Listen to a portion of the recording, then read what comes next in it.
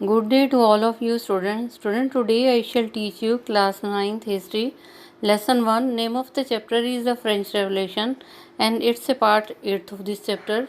Student, it's a part 8th of this chapter and our heading is the abolition of slavery. Abolition होता ख़त्म कर देना, slavery means गुलामी, कि जो गुलाम लोग थे वो जो है उनकी गुलामी को ख़त्म कर दिया गया था. One of the most revolutionary social reform of Jacobinism was the abolition of slavery in French colonies. One of the most revolutionary social reform, और कहते हैं जो ज़्यादा क्रांतिकारी सामाजिक सुधार जो लेके आए ऑफ द जैकोबिनिज्म. और जब जैकोबिनिज्म था, जब जैकोबिन जो थे उस समय स्टूडेंट क्या हुआ, एबोलिशन ऑफ द स्लेवरी को ख़त्म कर दिया गया फ्रेंच कॉलोनी में.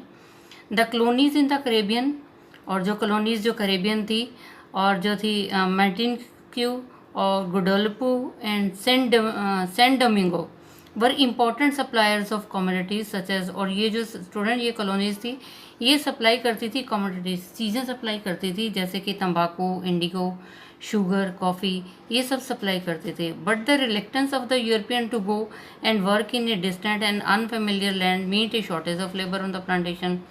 But the reluctance of the European, परंतु जो यूरोप के लोग थे जो वो नहीं जाना चाहते थे. रिलेक्टेंस होता है कि इच्छा ना होना. But the reluctance of the European to go, के जो यूरोपियन लोग थे उनको जो है उनकी इच्छा नहीं होती थी फिर भी उन्हें जाना पड़ता था. वर्क इन ए डिस्टेंस, बहुत दूर काम करना पड़ता था.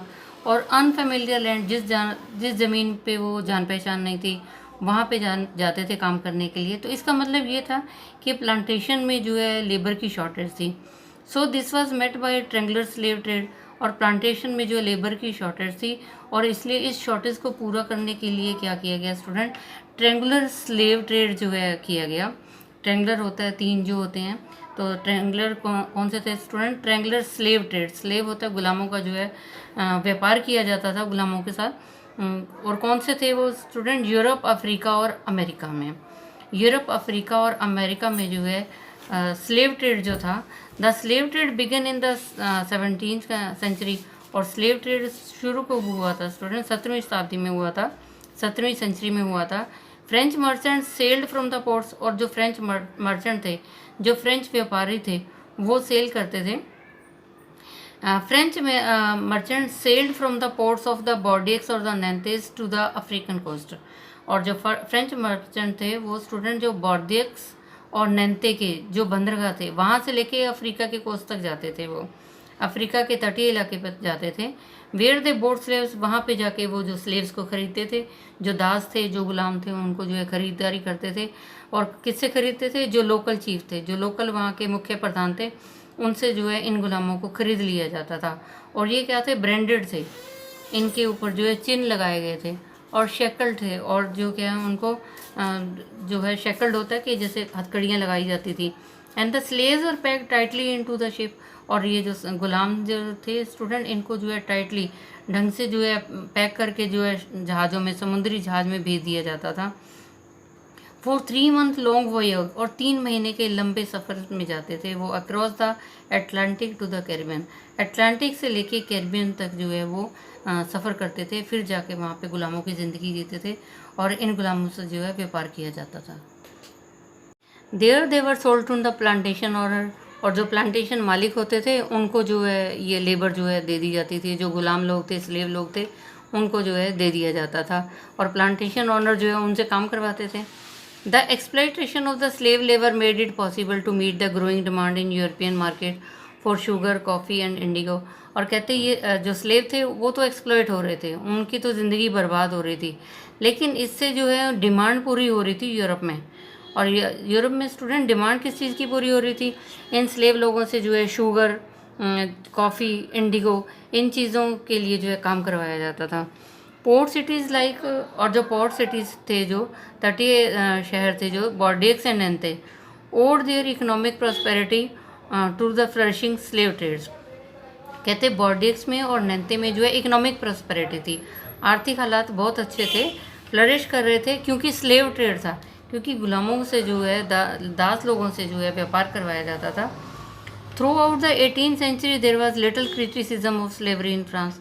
और कहते 18वीं शताब्दी में क्या हुआ, कुछ थोड़ी सी आलोचना थी फ्रांस में, जो है थोड़ी सी आलोचना थी स्लेवरी के बारे में. The national assembly held long debates, और नेशनल असेंबली में बड़ी बड़ी जो है डिबेट्स की गई about whether the right of the man should be extended to all French subjects including those in the colonies. और कहते हैं नेशनल असेंबली में जो है बड़ी बड़ी डिबेट की जाती थी और ये कहा जाता था weather the right of the man should be extended, कि जो इंसान के जो अधिकार है, कि जो मानव के अधिकार हैं वो सबके लिए होने चाहिए फ्रेंच में, इंक्लूडिंग दोज इन कॉलोनीज, जो कॉलोनीज में लोग रहते हैं या दूसरे लोग जो हैं, कि ये सबके लिए बराबर होने चाहिए। But it did not pass any law, परंतु कोई भी कानून इनके लिए बना ही नहीं, इन गुलामों के लिए कोई कानून नहीं बना। इनको टॉर्चर किया जाता था, इनको एक्सप्लॉइट किया जाता था। Fearing opposition from businessman whose income depend on the slave trade, but it did not pass any law, कहते कानून जो है कोई पास नहीं किया गया। क्यों नहीं किया गया?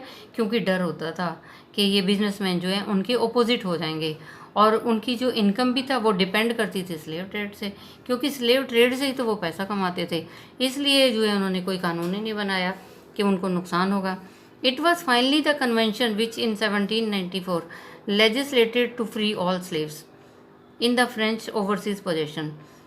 It was finally the convention, और आखिर में क्या हुआ, एक सभा लगी स्टूडेंट, एक कन्वेंशन हुआ 1794 में, और इसमें क्या हुआ, लेजिस्लेटेड, कानून बनाया गया। क्या कानून बनाया student? To free all slaves, कि जितने भी सारे गुलाम हैं ना इनको आज़ाद कर दो। और कहाँ पे? जो फ्रेंच ओवरसीज़ पोजेशन में थे, जो फ्रेंच ओवरसीज़ में थे, जो थे, जिन गुलामों से जो है ओवरसीज़ में जो है ट्रेड करवाया जाता था, काम करवाया जाता था, उनको जो है आज़ाद कर दो।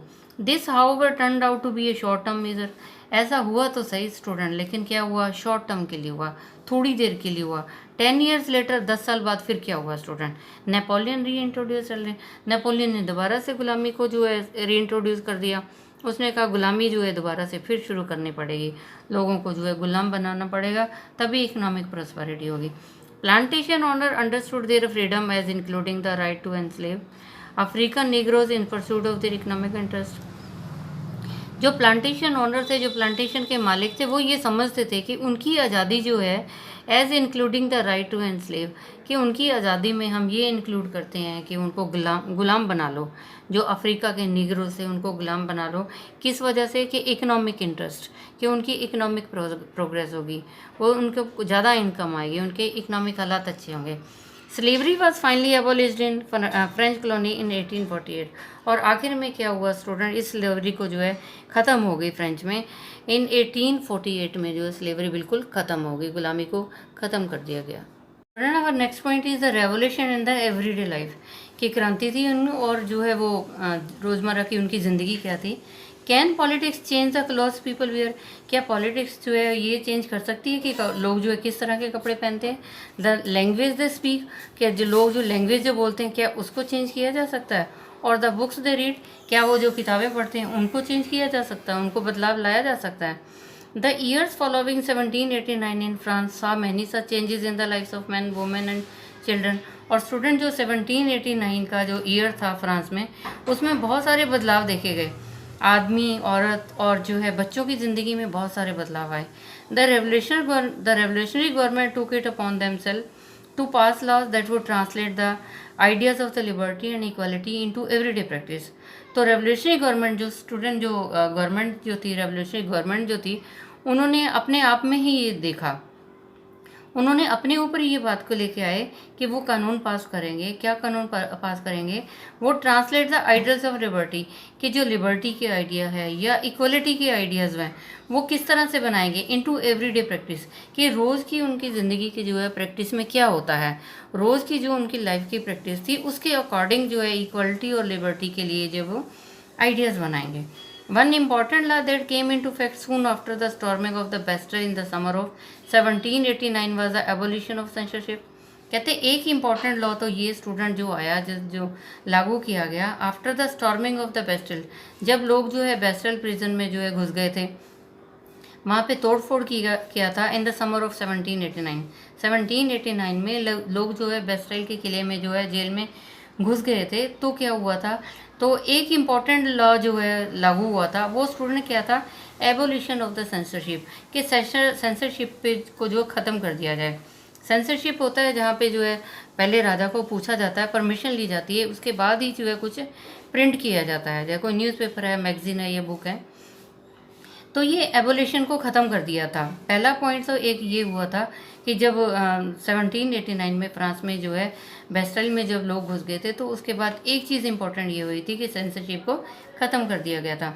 इन the old regime all written material and cultural activities and in the old regime, और जो पुराना रिज्म था उनका, तो उसमें क्या था स्टूडेंट, जितना भी रिटन मटेरियल होता था, कल्चरल एक्टिविटीज़ होती थी, जैसे books, newspaper, play, could be published और performed only after they had been approved by the censor of the king. और पहले क्या था, ओल्ड रिज्म में ये होता था स्टूडेंट, जो किताबें हैं, न्यूज़पेपर हैं, प्ले है, कुछ भी पब्लिश करना है तो उसके लिए क्या किया जाता था, approved by the censor of the king, king से जो है पहले अप्रूव करवाना पड़ता था और पहले जो परमिशन लेनी पड़ती थी। Now the declaration of the rights of the man and citizen proclaimed freedom of speech.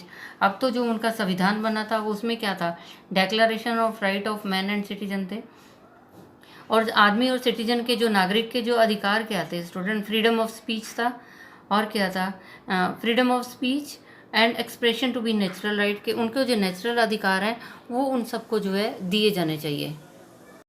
Newspaper, pamphlets, books and printed picture flooded the towns of the France from where they traveled rapidly into the countryside। और फिर तब क्या हुआ, जब censorship ख़त्म हो गई ना स्टूडेंट, तो न्यूज़पेपर छपने लगे, पम्फलेट छपने लगे, किताबें छपने लगी, प्रिंटेड पिक्चर बनने लगी, और flooded the towns of the France, और फ्रांस में जो है बहुत मात्रा में जो है वो सप्लाई होने लगी। फ्लडेड मीन सप्लाई होने लगे टाउन में, फ्रांस के जो टाउन से उनमें जो है सब में जाने लगे। From where they travel deeply into the countryside, और वहाँ से वो ट्रेवल करके जो है उनकी सप्लाई जो है कंट्री साइड में भी जाती थी। They all described and discussed the events, और इन न्यूज़पेपर वगैरह में क्या था, बुक्स में, उनमें जो डिस्कस किया था सारी इवेंट्स के बारे में बताया जाता था। Changes taking place in the France, और फ्रांस में जो जो चेंजेस हुआ करती थी स्टूडेंट, वो सब न्यूज़पेपर में, बुक्स में जो है इवेंट घटनाओं को लिखा जाता था। Freedom of the press also mean that opposing view of the events could be expressed. Freedom of the press, जब प्रेस को आज़ादी मिल गई तो इसका मतलब क्या हुआ, opposing views of the event could be express, जो अपोजिंग व्यूज़ है, किसी और के बारे में आपको अपोजिट व्यूज़ उनके लिखने हैं तो आप लिख सकते हो, आपको आज़ादी थी लिखने की, कोई रोक टोक नहीं थी। Each side sought to convince the others of its position through the medium of print. Each side sought to convince, और हर जो साइड जो थी ये थी कन्विंस द अदर, दूसरों को मनाते थे उसकी पोजीशन को, और जो through the medium of the print, किसी की भी पोजीशन को जो है बताया जाता था। Each side sought to convince the others, और हर साइड जो है ये करती थी कि दूसरों को कन्विंस करती थी, मनाते थे उसकी पोजीशंस के बारे में, through the medium of the print, printing के माध्यम से जो है किसी की भी पोजीशन को जो है बताया जाता था। और student play, songs, festive procession होते हैं जब त्यौहार मनाए जाते थे, त्यौहार होते थे, attracted large number of people, बहुत सारे लोग जो इकट्ठे होते थे। This was one way they could grasp and identify with ideas, और यही तरीका था कि उनको जो है बहुत सारे आइडियाज़ को जो है they could grasp and identify, वो जो है अपनी ज़िंदगी में अपना सकते थे और पहचान सकते थे आइडियाज़ को। और वो आइडिया क्या थे स्टूडेंट, सच एज लिबर्टी, कि उनको आज़ादी चाहिए, जस्टिस, इंसाफ चाहिए। That political philosopher wrote about it at length in the text, जिसको जो है पॉलिटिकल जो फिलोसफर हुए थे उन्होंने टेक्स्ट में, किताबों में बहुत लंबा लिखा हुआ था। Which only handful of educated people could read, और कहते हैं उन्होंने, फिलोसफर ने लिखा तो बहुत कुछ था लेकिन कुछ ही लोग जो हैं इसको जो है पढ़े लिखे लोग इसको पढ़ सकते थे। Student, I have taught you part 8 of this chapter. Rest of the thing I shall tell you in the next educational video. I think you might have understood. You tell it to other students so that they can also understand this chapter. And students, stay safe, stay at home, obey your parents. Thank you. Have a nice day. God bless you all.